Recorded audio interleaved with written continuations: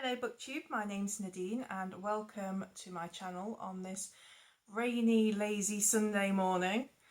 I have finally got a bit of time where I can chat to you. My partner's taken our little girl off for her swimming lesson, so I have peace and quiet in the house for about an hour. So I thought I would show you some of the books that have been piling up for me to haul. Because I can't put them away until I've shown you guys because it's against the law. So here we go. So for my Connecticut reading month, I read the first book in this series and then I bought the second. So Annette Blair, Larceny and Lace, A Vintage Magic Mystery. So that's book 2. I'll link my Connecticut wrap up down below in case you're interested in the first book, but otherwise I won't repeat myself because that would be boring for you. But I enjoyed the first book enough to pick up the second. Cozy mystery series. And then I've got to admit, because these books have been piling up for so long, I don't really remember much about them. MC Beaton, Death of a Scriptwriter, a Hamish Macbeth murder mystery. I like her Agatha Raisin series, and I own several of the Hamish Macbeths. I haven't actually read any of them yet, so I really must get around to them. So that's another sort of cozy mystery series. And then I got this set in a charity shop, and it was only a few pounds. I've heard of the series before, I haven't read any. It's Morganville Vampires by Rachel Kane. Let's see if I can find the first one. Okay, so this is book 1, Glass Houses. So this will be my first time reading the back as well because I'm just impetuous and I just buy things based on it says vampires, you know, and I'm done, really. So, welcome to Morganville. Just don't stay out after dark. Morganville is a small town filled with unusual characters. When the sun goes down, the bad come out. In Morganville, there is an evil that lurks in the darkest shadows, one that will spill out into the bright light of day. For Claire Danvers, high school was hell, but college may be murder.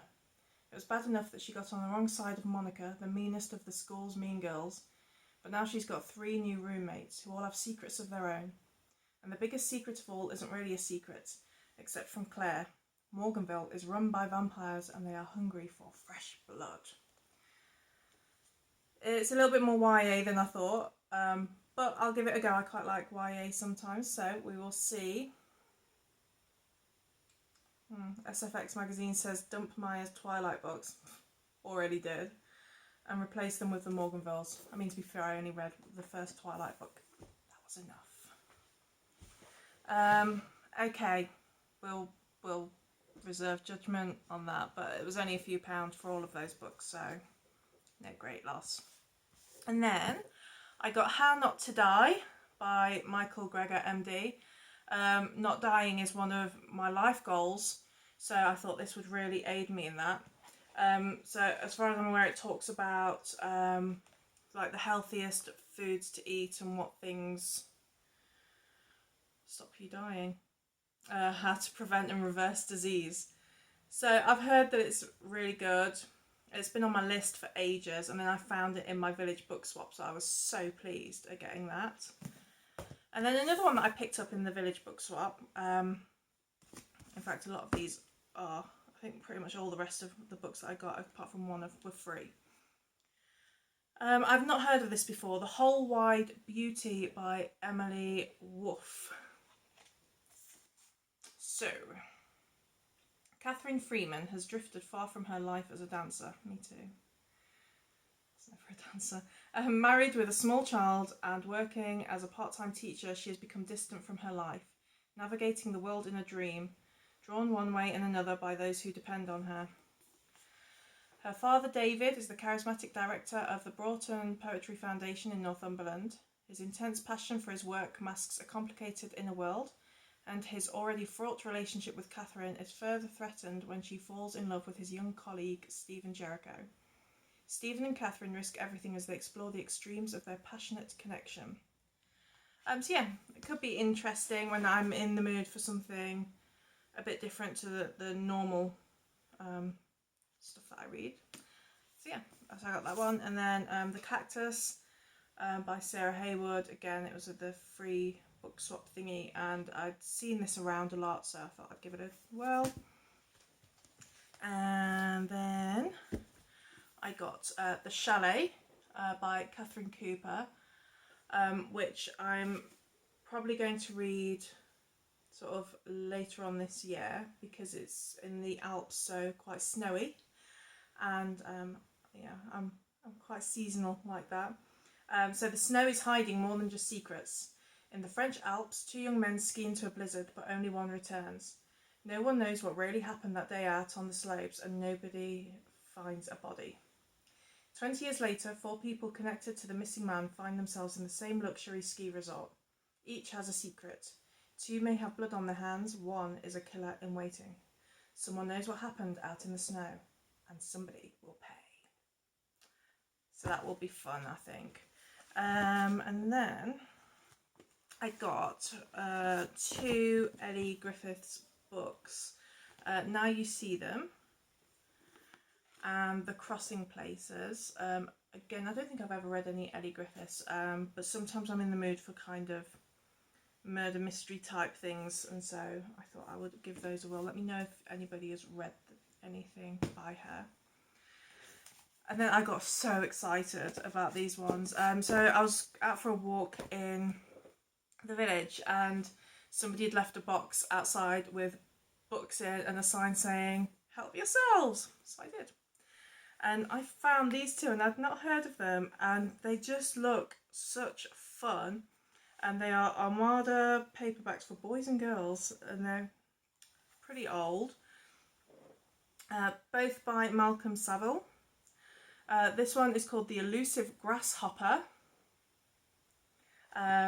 And it says, the rotting wood came away easily, and when 3 planks had been forced out, John, flat on his stomach, crawled into the shed.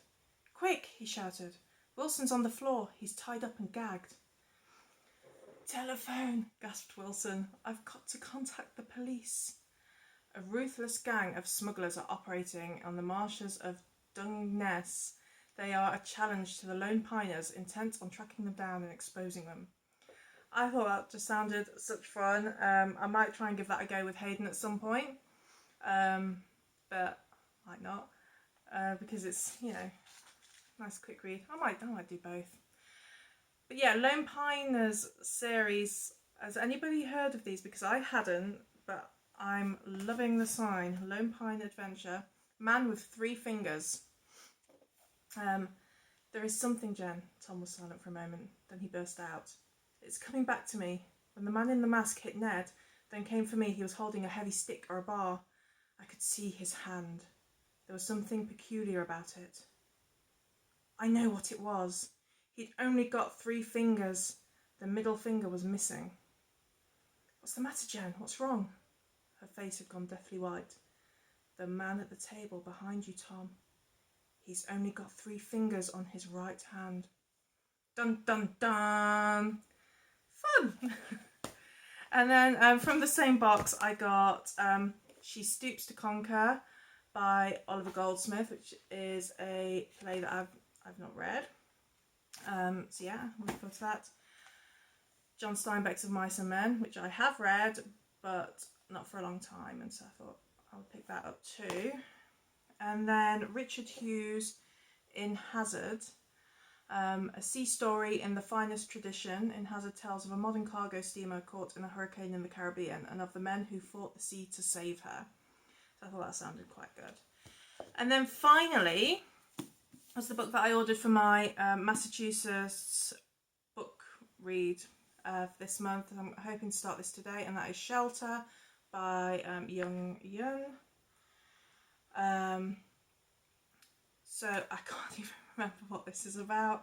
I read it out on a previous video, I can't remember, but I think it's all to do with sort of family relationships. Possibly not the sort of thing I usually pick up, and I put it on my list to be chosen from randomly based on the cover art. This was not the cover that I saw, but it sounds like it's got loads of great reviews, and I'm sure I'll love it. Which I often find with things that I wouldn't usually pick up anyway, so I'm looking forward to that. I'm hoping to give that a go starting today. I'm just finishing up Princess of Mars, and I'm reading Zombie CSU by Jonathan Mabry also at the moment, which is fun. What else am I doing? Star Trek. I'm going to start that tonight as well. That's gotten a little bit bigger than I was expecting, my TBR pile for that. But yeah, lots of fun stuff to read and do, and I'm going to be making a cider press today because my apple trees are looking most bountiful, and what better way to use that than to bake apple pies and make booze. There we are. So I hope everybody else is having a lovely Sunday, and I will be back soon with my Jane Austen July wrap up. Yes, I think that's it. I will catch you guys later. Goodbye.